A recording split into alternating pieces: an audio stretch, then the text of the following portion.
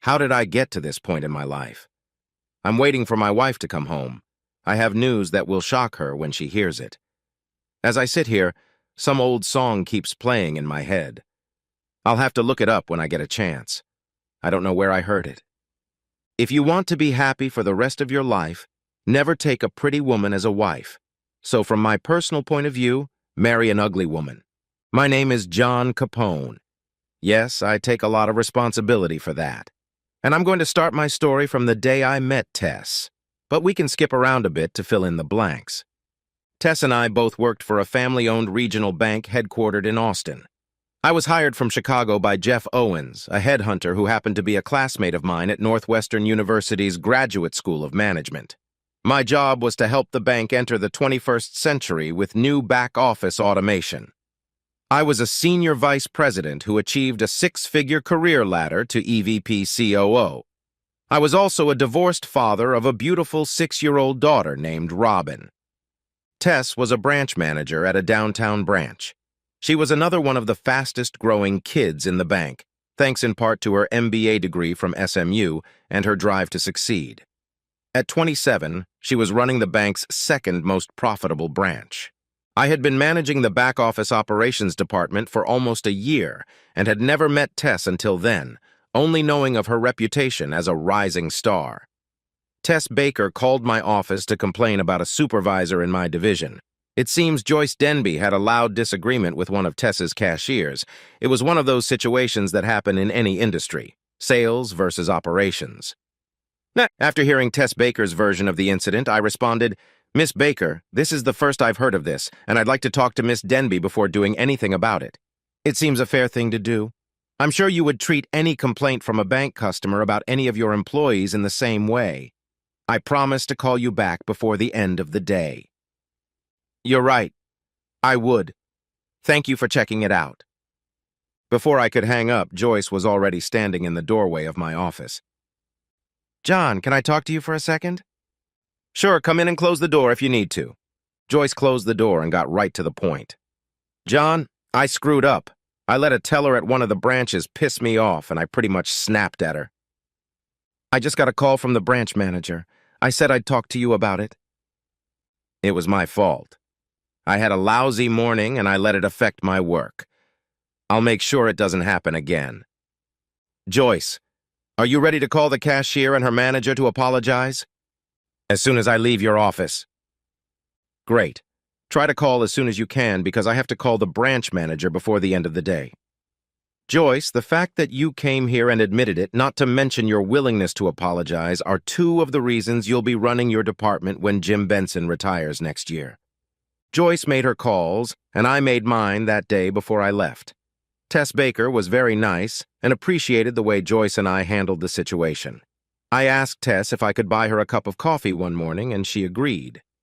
This wasn't the first time I'd met with a branch manager to establish an interdepartmental relationship, so it wasn't unusual. We agreed to meet at the Starbucks around the corner from her branch the following Tuesday. When Tess Baker walked into Starbucks, I was smitten. I had heard she was an attractive woman, and she was. Tall, athletically built, stylishly dressed, and with a beautiful face.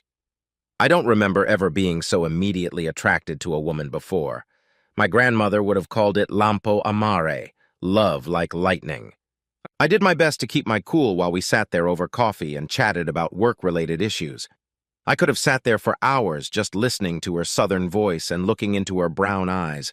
But when our coffee cups were empty, I excused myself and said I had to get back to my office. "Miss Baker, would you like to have dinner with me one night this weekend?" "Yes, I would, but only if you start calling me Tess and stop calling me Miss Baker. Would Friday work for you?" My heart nearly burst. She said yes.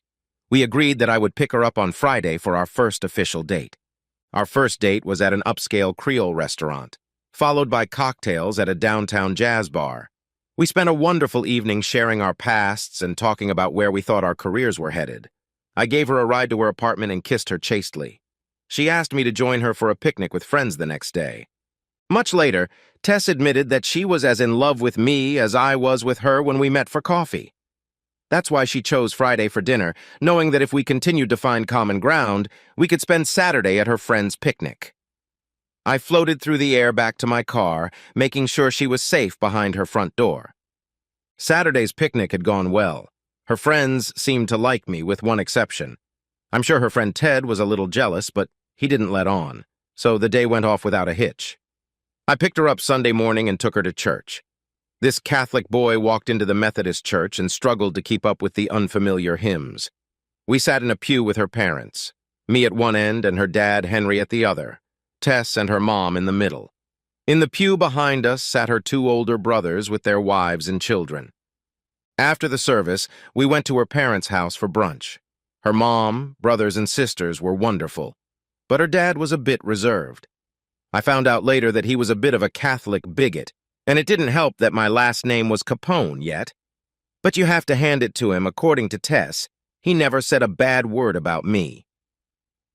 Our courtship was progressing at the speed of light, so I arranged for Tess to meet my daughter Robin the following weekend. On Saturday, I picked up Robin from my ex's house, and the three of us headed to the Austin Zoo. I was lucky that Tess and Robin got along great. We had dinner together, and after we dropped Tess off at her apartment, Robin sat in the back seat and talked about how much she liked my new girlfriend. Robin and I spent Sunday together, just the two of us, before I drove her to her mom's house Sunday night. I even got a call from Sandy, my ex, at work on Monday. Robin spent Sunday evening telling Roger, her husband, and me about, as she put it, quote, "Daddy's beautiful and super cute girlfriend. What's going on, John? Who is this beautiful, super cute Tess?" Okay, I have to tell you about my relationship with Sandy, my ex, because most people either listen to our story with their mouths open or just shake their heads. Sandy and I were best friends in high school. Sandy was head cheerleader, and I was captain of the soccer team. We both participated in track and field in the spring and attended most of our gym classes together. We both received academic scholarships to the University of Illinois. Sandy is absolutely stunning and probably the nicest girl I have ever met. Whenever we weren't dating other people, we were dating each other. In fact, we broke each other's hearts and continued to be friends with benefits from the time we were in junior high school until we got married. During college, I had sex with only a few other women, and Sandy only slept with 2 other guys. None of those liaisons lasted long, so we always stayed with each other. But here's the thing. We never fell in love with each other. Our hearts just weren't in love. So why did we get married? It must have been Robin. Sandy stopped taking the pill for health reasons and used a diaphragm. A couple of smart college seniors ended up doing the same thing couples have been doing for centuries, getting knocked up. I know many couples would have walked to the clinic to get a quick fix, but that wasn't us. We went home, told our parents about it, and said our I do's. And life was good. Sandy and I both graduated, moved back to our hometown, and got jobs. I worked at a bank in downtown Chicago, Sandy at a local law firm in accounting. Robin was either in daycare or with one of our moms. I even went to night school to get my MBA. When a bank in Austin hired me, Sandy jumped at the chance to move to a warmer place. It didn't take her long to find another accounting job at a law firm in Austin, which is where Sandy met Roger. I will never forget the night I came home and learned the news. Sandy had prepared my favorite meal and dessert. We ate and tucked Robin in before the "we need to talk" came over me. "John, I've met a man and things are starting to get serious. So far, we've only had coffee and lunch together, but I think I've met my soulmate. You and I always knew we weren't in love with each other like we hoped we would be. Do you still feel the same way?" I sat on the couch and looked at Sandy, my best friend and the mother of my daughter. "Sandy, no, I haven't changed. I still love you as a friend, and I'm happy we were able to share our lives and Robin's, but I always hoped you would have it all. Where do we go from here?" "Roger, that's his name, wants to meet you. See, I told you this was weird, and it's getting even weirder." So, I've arranged to meet Roger for dinner. I'm sitting at a table at a local pub when this very handsome, well-built guy walks in. I'm not gay, but this guy was handsome. We introduced ourselves, and Roger got straight to the point. The words just flew out of his head and heart. "John, I'm not the kind of guy who would destroy a marriage and family. If you tell me to bugger off and never see Sandy again, I'll pack my things and leave town. I love her so much." It all started innocently. We still haven't even kissed yet. But there was a spark between us, and Sandy told me about your marriage and how it happened. I'm serious. Just say the word and I'll walk away. Roger's statement took me a few seconds to digest. Wow, this guy was a righteous man. He was willing to quit his job and move just to avoid violating his ethics. While I was mulling all this over, I watched his eyes, and there was a slight hint of moisture in them. Roger, you and Sandy can find out if that was the plan. Sandy thinks she's found her soulmate in you. But I have two conditions if you plan on being a couple. First, Sandy and I have been friends for years, and I don't want to lose that. I'd like to continue our friendship, and I promise not to take advantage of it. Starting tonight, I promise not to touch her in a sexual manner. I will show your relationship the same respect that you have shown me thus far. Second, and this is the most important of the two, I am absolutely not going to give up on my daughter. I'm going to assume that Sandy gets primary custody of Robin. If you and Sandy become a couple, I never want there to be an argument involving Robin. Robin remains my daughter, and she continues to see my parents and her grandparents. If you agree to my terms, Sandy and I will begin divorce proceedings. Give us a little time to work things out. It won't be easy for Robin at first, but if everyone behaves, we can ease her pain and help her realize she's not losing our love. What do you say? Roger agreed. Sandy and I separated and eventually divorced when it became apparent that Roger and Sandy had something she and I never shared: the passionate romantic love of two people who were made for each other. Sandy and Robin took Roger to Chicago to meet her parents, and even spent a day meeting my parents. My mom and dad were concerned and upset when I called them with the news.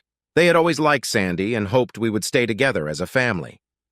But I had prepared them before Roger showed up on their doorstep, and by the time Sandy, Robin, and Roger left, my parents wished them the best, although Dad told me that Mom didn't stop crying for an hour after the door closed. Sandy and Roger were married in a small ceremony at Roger's church.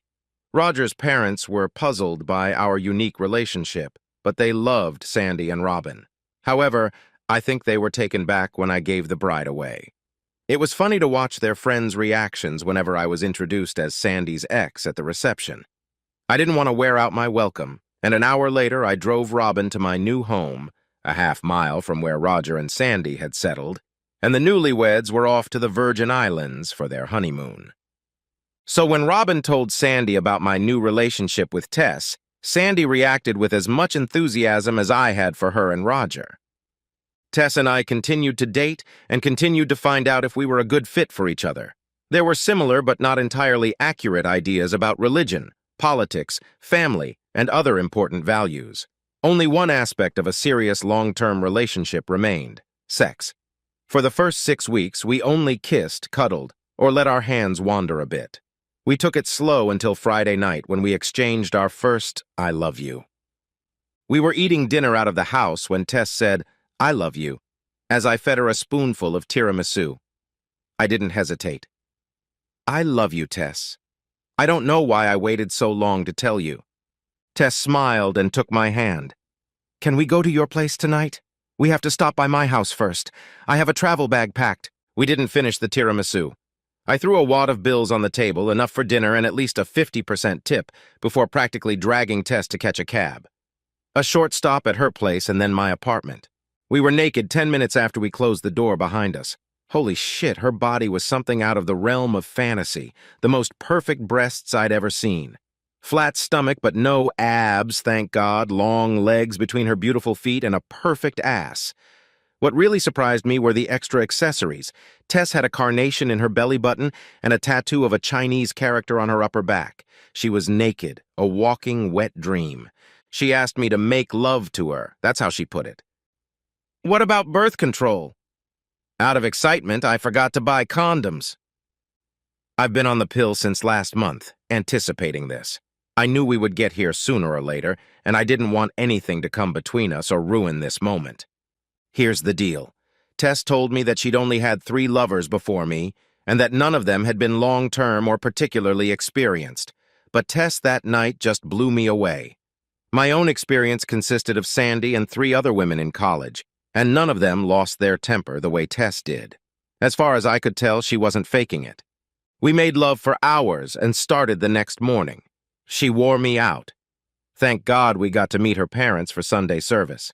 I had a hard time making eye contact with her dad considering some of the things we did on Saturday.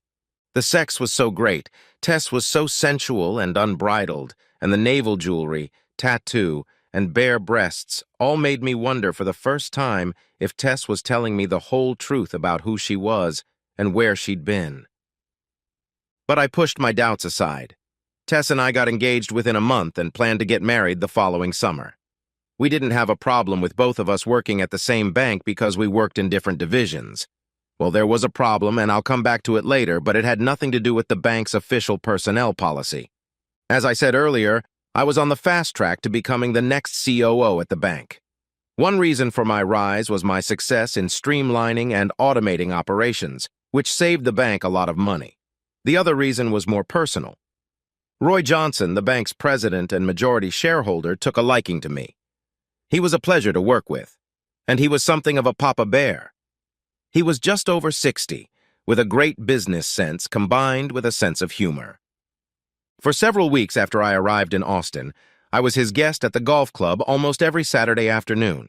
Roy also adored Sandy and was almost as upset about our breakup as my parents were.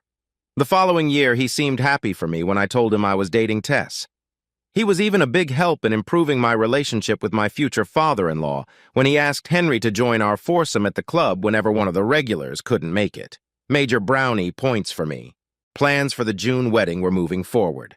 Because of her religious beliefs, Tess kept her apartment and we kept our sex life private. That didn't mean it wasn't exciting. We experimented with new positions and fantasies. Tess continued to surprise me with her acceptance of almost everything I suggested. Had I created a monster, or had she always been like this? The wedding was fantastic. All the problems with Tess's parents were resolved, and they were especially happy when I told them that all of our children would become Methodists instead of Catholics. Henry even seemed happy when he gave the bride away. Robin was the flower girl. Yes, Sandy and Roger were invited and attended the ceremony. Jeff Owens was my best man. Tess and I honeymooned on South Beach in Miami. Days were spent at the beach and evenings were spent at great restaurants and nightclubs. Tess shook me to my core when she suggested we visit a nudist beach north of town.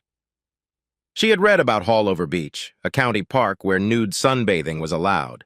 Neither of us had been to a nude beach and didn't know what to expect. Well, nothing like that has ever happened. There's even a group of volunteers who make sure no one behaves inappropriately. We could bring our children there and they would see nothing but a group of naked people, some with beautiful bodies. Some, to put it mildly, had bodies that were better left unseen. Not to be vain, but Tess and I were one of the most beautiful couples there.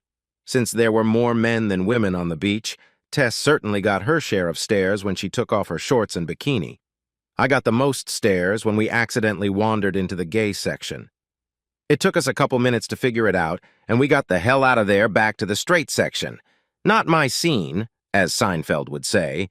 Not that there's anything wrong with that. Tess was a big hit in the nightclubs. I had to practically fight off potential Latino Lorrainians with a stick. It was amazing how many people asked Tess to dance. Some of them had a hard time accepting her refusal. She danced with one man. He approached our table, offered to buy us a drink, and politely asked me if he could ask Tess to dance. While we waited for the drinks to arrive, we struck up a friendly conversation. He was a gentleman. I asked Tess if she would like to dance with him. She agreed, and they went out on the dance floor. He didn't try to take her into a dark corner or away from where I could see them, and he didn't stick his hands where they shouldn't wander. As I watched them dance, I realized that I was not a man who could ever share his wife with another man. Even that innocent dance was enough to make my blood boil. When they returned to the table, I politely signaled that we were done for the day. He thanked us both and left. "What was that all about?" she asked. He was a perfect gentleman. And if he wasn't, I probably would have intervened and possibly gotten into a fight. I'm not a fan of sharing. "John, you never have to worry about me." "Okay, I'm sorry, kid. Maybe the way all those guys are staring at your naked body on the beach tonight and the way you're dancing with him just got to me. I like the way you look, but that dress fits your body like you're still naked, and it was almost as if he was pressing your naked body against his. Do you even wear underwear?" A sly expression appeared on Tess's face. You want to know? Let's go back to the room. When we entered the room, Tess sat me down in a large chair. She took off her dress and answered my question that she wasn't wearing a piece of underwear, not even the tiny thong she had bought for our honeymoon. Tess, without taking off her high-heeled shoes, sat on my lap. This must be what a private dance in these strip clubs must be like. We sat there for a while, and suddenly I got chills. Tell me about Paolo. Oh, I just made that up. He never touched me. I told you he was a gentleman. I thought it was a nice fantasy. Well, that's a relief. I thought I was going to have to hunt him down and castrate him. Like I said, Tess, no sharing. And I told you, you don't have to worry about me. I am yours and will be yours. Remember our vows, for better or worse, renouncing all others. When our priest asked if we wanted to change anything about our vows, I said no. Those vows mean everything to me. I undressed and carried Tess to bed. That night we slept naked, in each other's arms. The week ended all too quickly, and we returned to our work obligations and routine in Austin. The honeymoon in Miami made two things completely clear. First, there was a little vein of jealousy in me. Second, jealousy and marrying Tess was going to cause some problems. Tess is a beautiful woman and a hound magnet. Her outgoing, friendly nature is often misinterpreted by hounds as flirting or availability. Tess has no intention of sleeping with a guy, but she doesn't realize that he may not feel the same way. Tess grew up with two older brothers who treated her with love and respect. Tess assumes, even in her 28 years, that most guys are nice guys, just like her brothers. 4 months after we were married, our world began to fall apart. Mr. Johnson had a massive heart attack and died in his sleep. Everyone at the bank was stunned. This wonderful man with a heart of gold was struck down by the same heart. There was not a dry eye in the building the day his death was announced. Some of my staff were given the rest of the day off.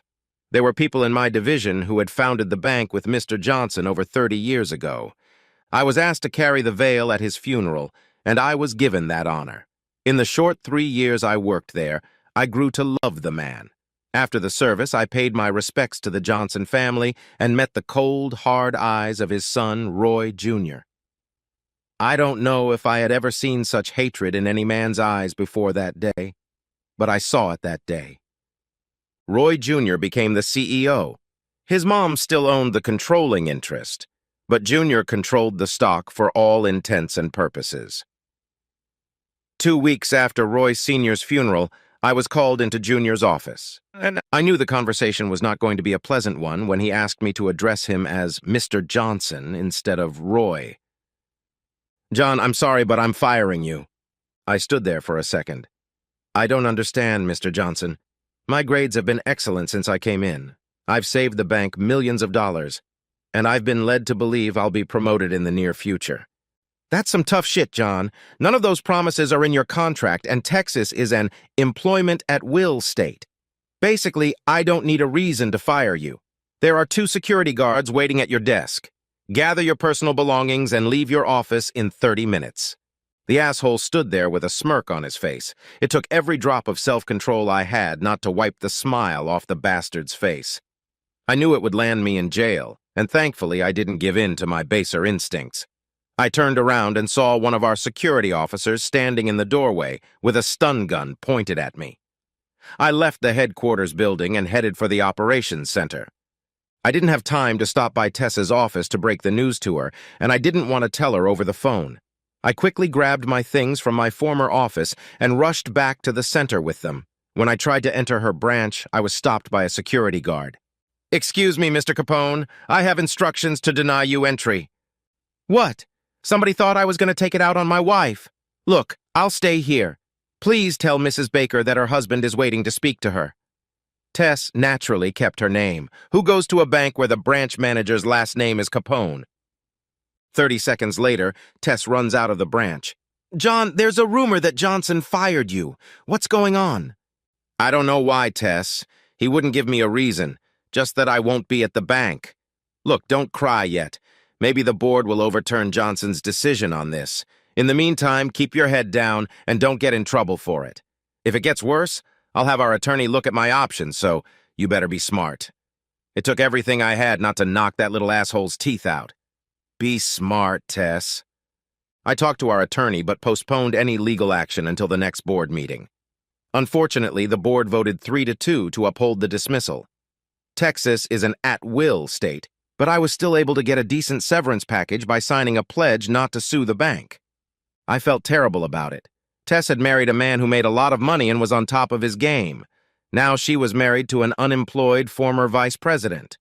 I found out why Junior hated me so much. He was jealous of the attention his father gave me. Junior had daddy issues, exacerbated by my relationship with Roy Sr. Jr. also hated me because I married Tess. Apparently Junior had his eye on Tess, but he never had the courage to follow through. I show up, win her heart, and he can't stand it. That wasn't the worst part. Things were about to get worse very quickly.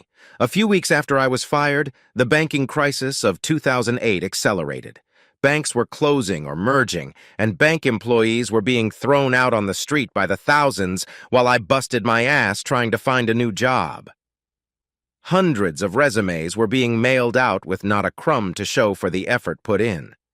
It also required Tess to keep her job. There was no way she was going to change banks, although the thought of her working for Junior worried us both. So I stayed home sending out resumes while Tess went to work every day for the lousy assholes who kicked me out. Tess was the champion of it all. She did everything she could to cheer me up with words of encouragement. I can't count how many times she said, "John, I didn't marry the senior vice president. I married you. These companies are fools if they don't hire you. We'll get through this." I even considered changing my last name to Baker, but that would only raise questions if they looked at my high school records. About 4 months after I was fired, Tess was told she had to attend a week-long conference in Denver. This would be our first real separation since we had gotten married. The first night, Tess called me from Denver. She was in tears. "John, Roy Jr. is at a conference. I think it was just a ploy to get me alone with him and away from you. I couldn't even concentrate. He sat next to me for most of the sessions and then invited me to have dinner with him tonight. I think I'll pretend to be sick and come home tomorrow." I had to think about it. It was hard because I was so angry that my brain cells were shutting down. "Wait, baby. Stay in your room tonight and order room service. I'll be there tomorrow night. Be patient for another day. Go to your classes and don't tell Junior I'm coming." We talked for another half hour and I calmed her down. When we hung up, I booked a plane ticket to Denver. The hotel had instructions to give me a room key. I sat in her room waiting for Tess to finish her last session for the day. She walked in and we hugged like there was no tomorrow. "Call Junior and tell him to come over." "John, you're not going to do anything stupid, are you? Please don't do anything that'll land you in jail." "Don't worry. I may be Capone, but I'm going to use my head, not violence." Tess called Junior and invited him up to her room. I'm sure he thought it was his lucky day. 10 minutes later, there was a knock on the door. Tess let him in and he only saw me in the corner after she had bolted the door. He went pale when he saw me. It helped that I was holding a club I'd bought earlier at a pro golf store. "Sit down, Junior." Junior sat down in the chair I set up for him. I stood between him and the door. "You can go now, Tess. I'll come downstairs and join you for dinner after Junior and I discuss his problems." "John, remember what we talked about?" "He's going to be fine. We're just going to talk." My promise to Tess to only talk must have given him courage. That and the smell of booze I caught in his breath, because as soon as Tess left, Junior spoke up. "You know, I've slept with her before. Last night, after she joined me for a late dinner." It confused me for a second. My Tess is with this asshole. But I quickly corrected myself. "No, you didn't, asshole. She won't have anything to do with you. You're just a pimple on a horse's ass." "You'll never know, Capone. What are you gonna do? Kill me like your namesake?" "All right, asshole. Give me one distinctive feature of Tess's body. If you'd slept with her, you'd have seen it." He was quiet for a second, then, "Tattoo." "Oh, shit, now what?" But then I realized it's too easy. He's just guessing. "If it's a tattoo, what does it look like?" "He's got it." "Butterfly." Wrong answer, Hans." "Okay, I've watched Die Hard too many times and couldn't help myself." I decided to lighten up.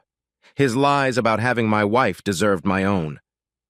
"Junior, this is why your father didn't like you. This is why he always wanted me to be his golf partner and not you. That's why you're only in your position because your father died before he could change his will. A week before he died, he told me he was getting rid of you. He said you were worthless, and he was ashamed that you were his son. The only reason you had a job was because your mother cried on his shoulder to keep you there. But he decided he'd had enough, and you became history. You're just a pile of dung, and that's why Tess is my wife and not yours, and that's why she wouldn't sleep with you even if you were the last man on earth.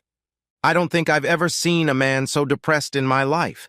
He had no way of knowing that I made up the part about his father disinheriting him, but his lack of self-respect told him it was true.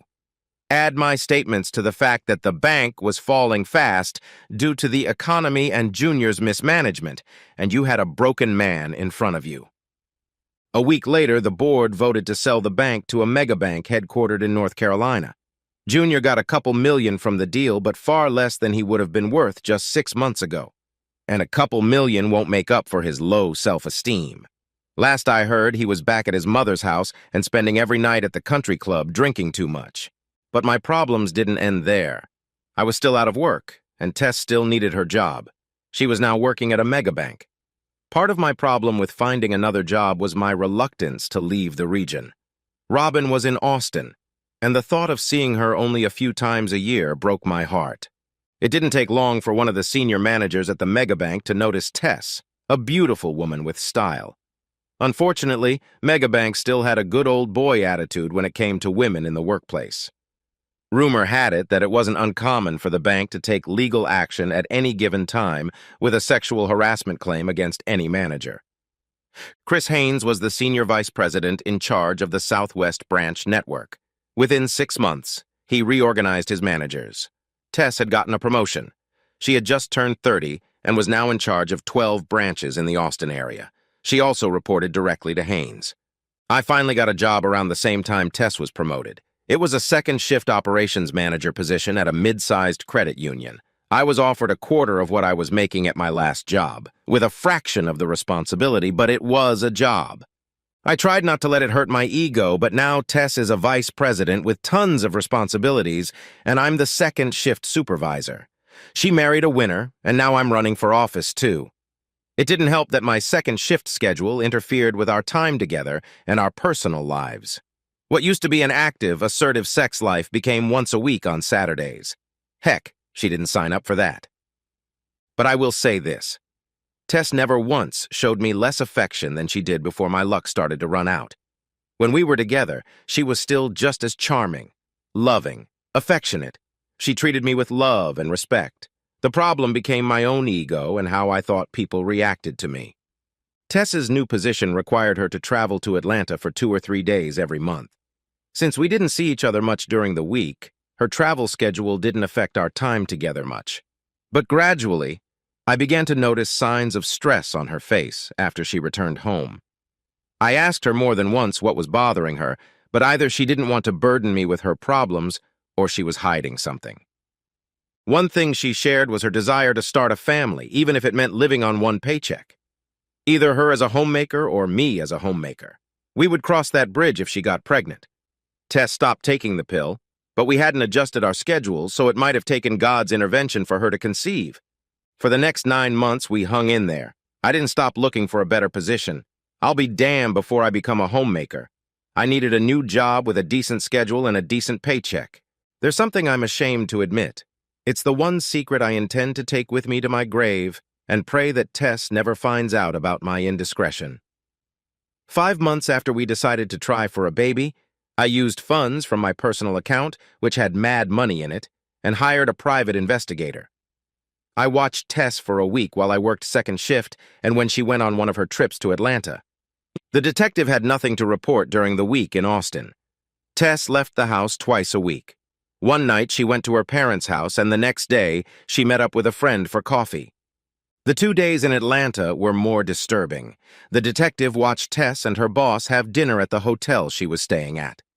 They had dinner, but Tess limited herself to 1 glass of wine. A long discussion followed dessert. Tess kept shaking her head. The detective couldn't hear the conversation, But it sounded like Haynes was trying to talk Tess into spending the night together, and Tess was refusing. The detective stayed nearby while Tess got up and headed for the elevators.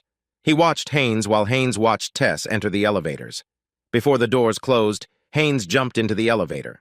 The detective stayed too far back and was unable to get in before the doors closed, but he still took a picture on his cell phone of Haynes, forcing a kiss on Tess. The detective pressed the up button, and when the second elevator opened a minute later, Haynes stepped out of that elevator rubbing his face, which looked like he had been punched. The detective followed Haynes to his car and watched him drive away. So that's what Tess was up against. Why didn't she let me know? Probably because she was still afraid I'd end up in jail.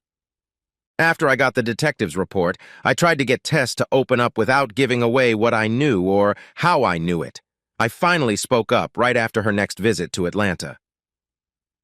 "Tess, is there something going on between you and Haynes?" She looked at me like I'd shot her.